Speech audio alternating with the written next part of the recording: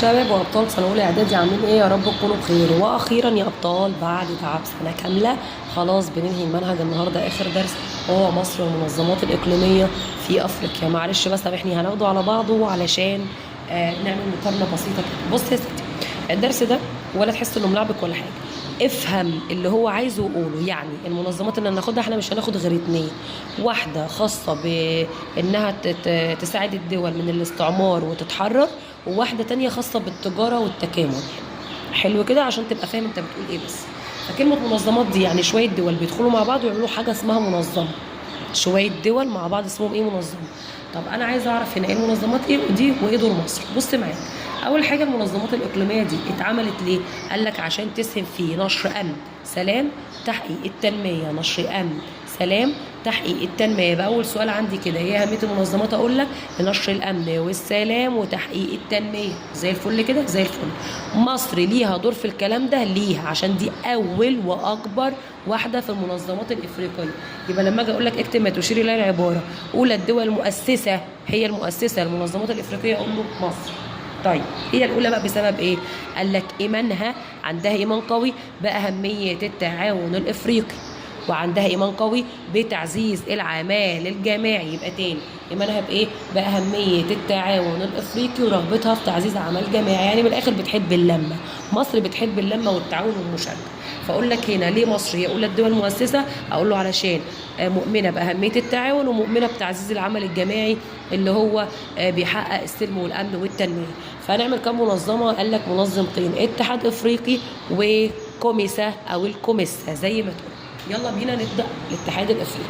بص يا سيدي، كل منظمه عايزاك تعرف منها نشاتها، مقرها موجوده فين، عدد الاعضاء اللي دخلوا فيها، هدفها ايه، عشان لو جالك مقارنه. نيجي في مقرر على العموم. بس الاول كده ما تقلقش من الدرس ده عشان ما بيجيش منه في الامتحان غير 2% ولا حاجه، سؤال ولا سؤالين. الحمل كله على الوحده الاولى والثانيه والثالثه. الوحده الرابعه دي بتبقى قليله شويه، فانت ركز في اول 3 وحدات. هنذاكر ده برضو، بس ركز على النقط اللي ممكن تيجي اكمل سؤال، اختر سؤال مقالي، اكتب ما تشير كده يعني.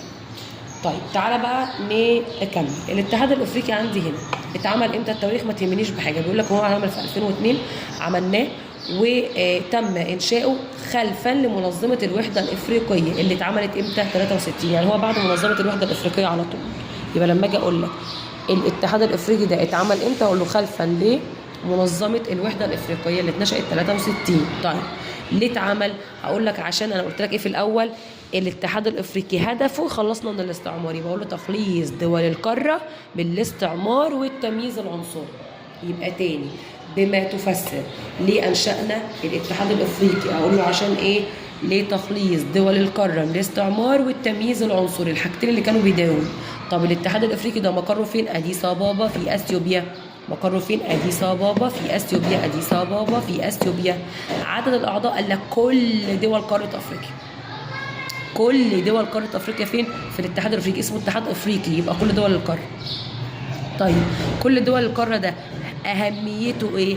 قال لك بيواجه التحديات السياسيه ويقلل من الصراعات ويعزز التنميه. تاني بيواجه التحديات السياسيه ويقلل الصراعات ويعزز التنميه. طب ما تكملي، لو قلت لك بيواجه تحديات سياسيه بس، لا، سياسيه واجتماعيه واقتصاديه، اي مشكله هو اللي بيحلها، هو اللي بيواجهها. طب وبيقلل من الصراعات وبيعمل ايه؟ وبيعزز التنميه والتكامل بين الدول، بيخلي الدول ماسكه ببعض، في تكامل ما بينهم وبين بعض. يبقى قلت لك الاتحاد الافريقي ده خاص بالدول، خاص بالعلاقات بين الدول تبقى كويسه. يبقى الاتحاد الافريقي اهميته ايه؟ اقول لك بيواجه التحديات السياسيه واجتماعيه واقتصاديه، ويقلل من الصراعات وتعزيز التنميه والتكامل بين الدول الافريقيه. تمام كده؟ طيب تعالى على هدفه. هدفه بقى دي اللي بتيجي في الامتحانات لو جات لك في المقال، يجي يقول لك تتلخص اهداف الاتحاد الافريقي في ايه؟ اجي اقول لك سؤال دلل على الاتحاد الافريقي له عده اهداف. ايه الاهداف بتاعته؟ بص معايا يا سيدي واحده واحده كده. ايه الاهداف بتاعته عندي؟ قال لك الاهداف هنا هيدافع عن دول الاعضاء، ويحقق تكامل سياسي واجتماعي، ويشجع التعاون، ويعزز المشاركه، وينمي القاره. تاني يبقى هو عايز يعمل كل حاجه للقاره، عايزين تكامل هيعمل لها، تعاون ومال مشاركه في علم وتكنولوجيا موجود.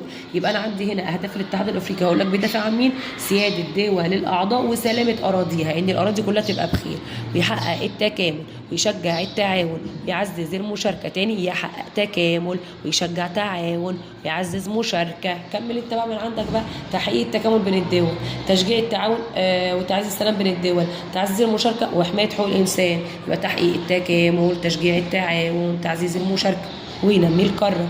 يبقى هدف الاتحاد الافريقي ايه؟ هيدافع عن الدول وسلامه اراضيها اول حاجه، ويحقق التكامل ويشجع التعاون ويعزز المشاركه وينمي ايه؟ القاره في العلم والتكنولوجيا. ها امين كده؟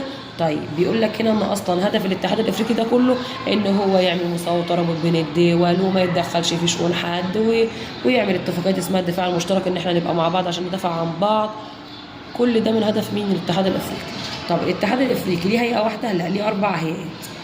الهيئات بتاعته بقول لك ده اللي تتعدد هيئات الاتحاد الافريقي. ايه هيئته؟ يعني كل حاجه خاصه بحاجه. زي عندي هيئات اقتصاديه، ودي حاجه عن الاموال والفلوس زي صندوق وبنك. ودي بتيجي ازاي في الامتحان؟ يا مس اقول لك. صندوق النقد الافريقي تبعا لهيئات الاتحاد الافريقي نقط الاقتصاديه.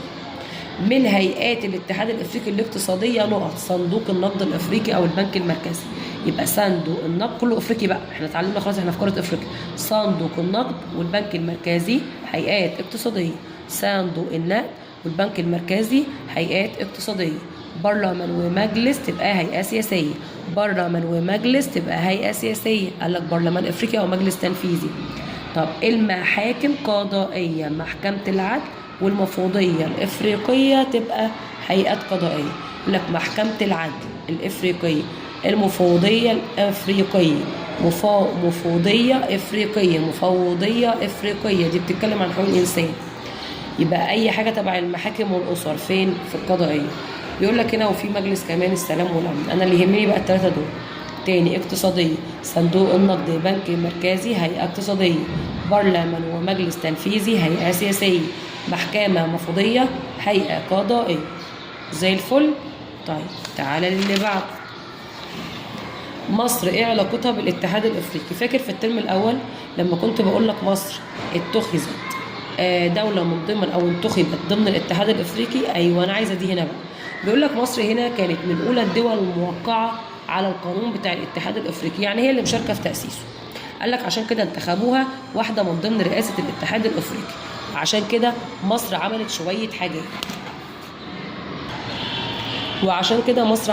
حاجات. ايه شويه الحاجات اللي عملتها مصر بقى بمناسبه انها ماسكه رئاسه الاتحاد الافريقي؟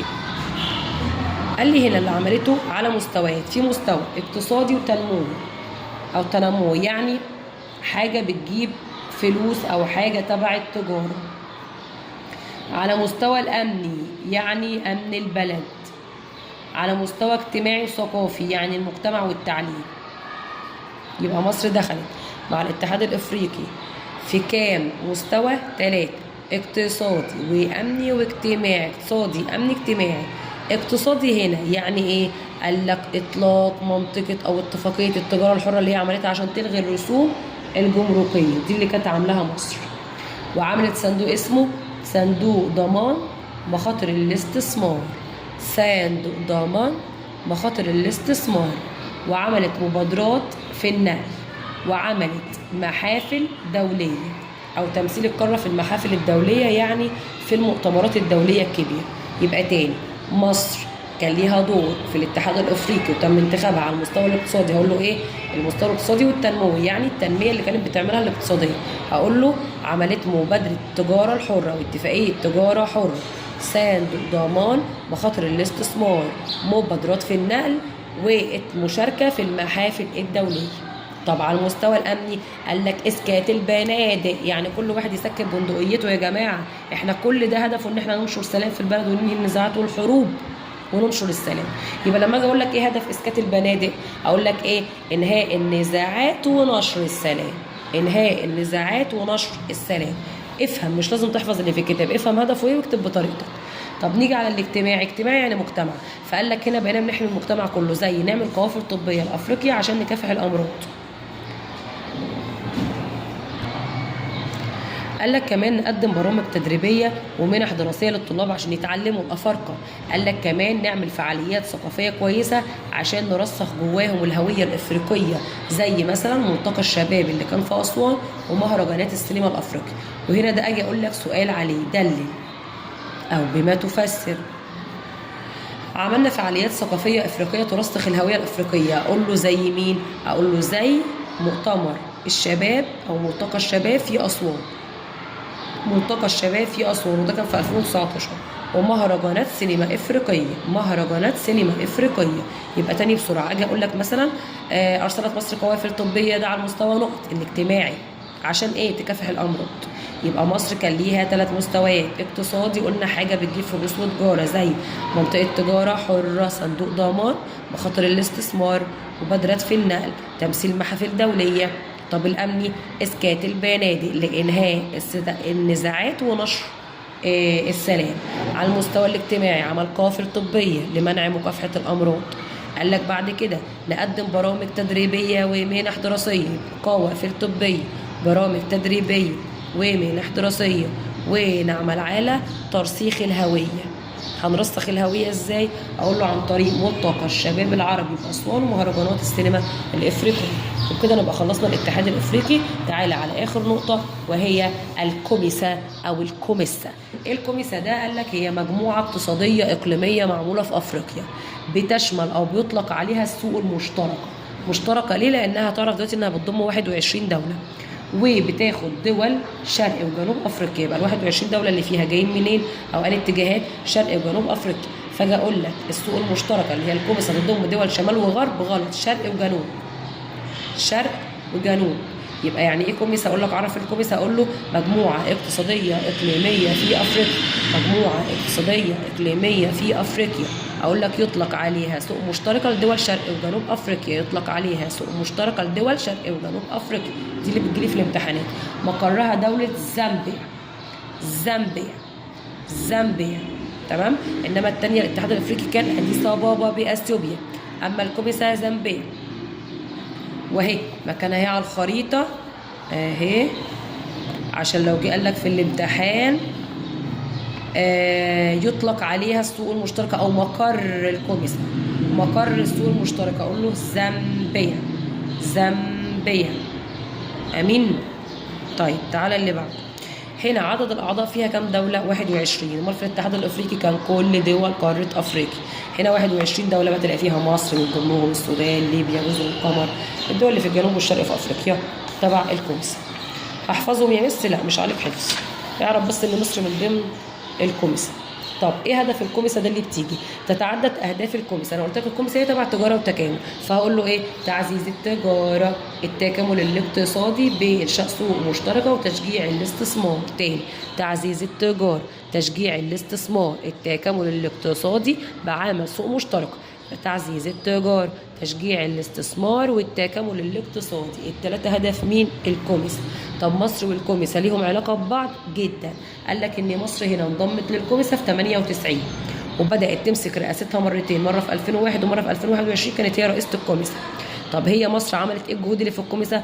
قال لك حطت خطط تنمويه زي اجنده افريقيا، وضع خطط تنمويه زي اجنده افريقيا 2063. عملت مبادره صنع في الكوميسا، ودي بتيجي كتير اكمل. مصر شاركت في اطلاق مبادره تعزيز التكامل الصناعي تحت شعار نقط صنع في الكوميسا. عملت مشروعات ربط الكهربائي بين مصر والسودان. عملت اكاديميه الكوميسا للاعمال الالكترونيه عشان دعم التحول الرقمي. يبقى مصر دورها في الكوميسا ايه؟ هقول له وضع خطه تنمويه زي اجنده افريقيا. عملت مبادره للتكامل الصناعي اسمها صنع في الكوميسا، صناعي صنع في الكوميسا، تكامل صناعي صنع في الكوميسا. قال لك ربط كهربائي مصر والسودان. قال لك أكاديمية، أقول له الكوميسا للأعمال الإلكترونية، أكاديمية الكوميسا للأعمال الإلكترونية. ليه؟ قال لك لدعم التحول الرقمي، لدعم التحول إيه؟ الرقمي. في مشكلة كده؟ واعرف عدد الدول هنا وعدد الدول هنا، اعرف مقر دي ومقر دي، اعرف هدف كل واحدة ودور مصر في كل واحدة.